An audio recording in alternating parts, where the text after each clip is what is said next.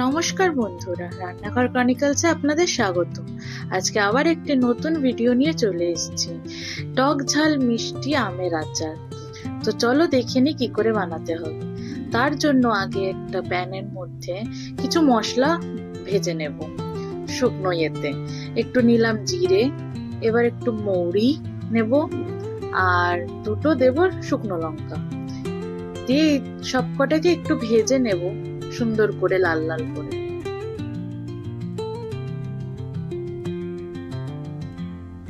দেখো কি সুন্দর করে লাল লাল করে ভাজা হয়ে গেছে। এবার এটাকে গ্রাইন্ড করে নিয়ে একটা সুন্দর মশলা তৈরি করে নেব। তারপর একটা প্যান গরম করে ওর মধ্যে 1 কাপ জল দিয়ে দেব। একটু গরম হলে গুড় দিয়ে দেবো এর মধ্যে। দেখো এই যে গুড়ের ডালাগুলো, তাতে এটা একটা গুড়ের সিরাপ তৈরি হয়ে যাবে। এবার এটাকে ধীরে ধীরে জলের ইয়েতে বয়েল করে করে গলিয়ে নেব।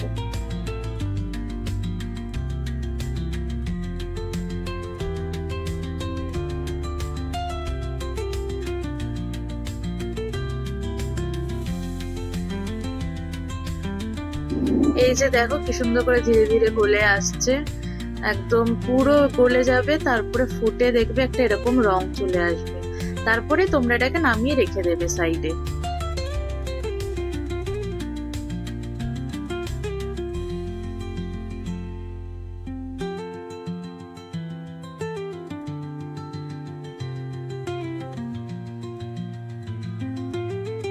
এই যে এটা হয়ে গেছে, এবার এটাকে আমি সরিয়ে রাখছি।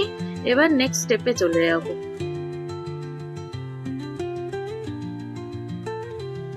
আবার একটু প্যানটাকে গরম করে নিয়ে একটুখানি সর্ষের তেল দিয়ে দেব। সর্ষের তেলটা গরম হয়ে গেলে ওর মধ্যে একটু দিয়ে দেবো 5 ফোড়ন। তারপরে যে কাঁচা আমগুলো আমি কেটে রেখেছিলাম আগে থেকে, সেগুলোকে দিয়ে দেবো এর মধ্যে।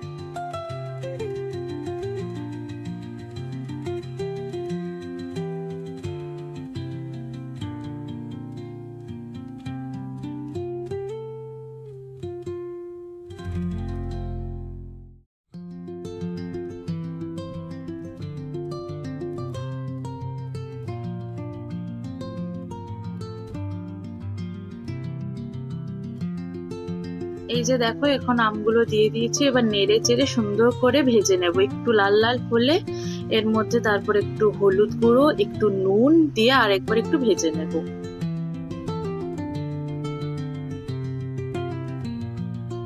এই যে 1 চামচ হলুদ দিয়ে দিলাম আর 1 চামচ নুন দিয়ে দিলাম। এবার এটাকে ভালো করে ভেজে নেব। আমের আচার কার না খেতে ভালো লাগে। এরকম টক ঝাল মিষ্টি আমরা তো পরোটার সাথেও খেতে পারি, রুটির সাথেও অনেকে খায়, আবার ভাত ডাল দিয়ে মেখে এই আচারটাও খায়। ওফ, দারুণই লাগে। তোমাদের কার কার পছন্দ নিশ্চয়ই জানিও কিন্তু কমেন্টসে।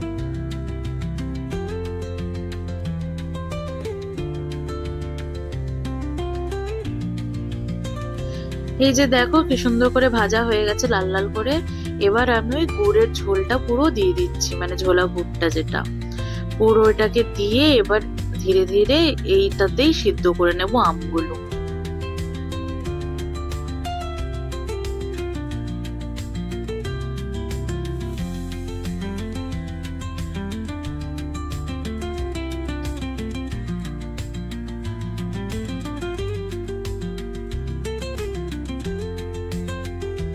একদম টকবক করে ফুটছে আর আমগুলো সিদ্ধ হচ্ছে। দেখো একটু রংটাও কালচে হয়ে এসছে।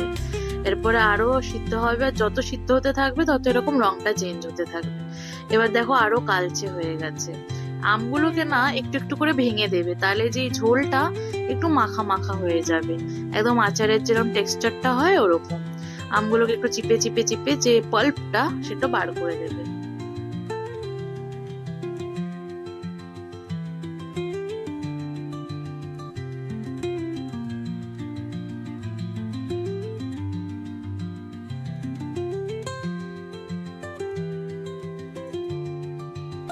এই দেখো ঠিক এইভাবেই চিপে চিপে আমগুলোকে বার করে নেবে। এবার একটা ওই যে মশলাটা বানিয়ে রেখেছিলাম ওইটা দিয়ে দেব। এর তারপরে না টেস্টটা আসবে মেন।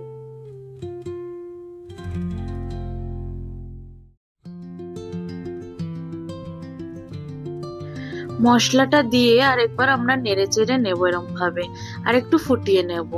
দেখো কত সুন্দর গাঢ় একটা রং আর কি সুন্দর টেক্সচারটা এসে গেছে। আমাদের চাটনি কিন্তু রেডি, একদম টক ঝাল মিষ্টি সবের সাথে খাওয়ার মতো একটা চাটনি। তোমরা কিন্তু নিশ্চয়ই ট্রাই করো এটা, আর জানিও কেমন হয়েছে কমেন্টসে। চলো তাহলে পরের একটা ভিডিওতে তোমাদের সাথে দেখা হচ্ছে। টাটা।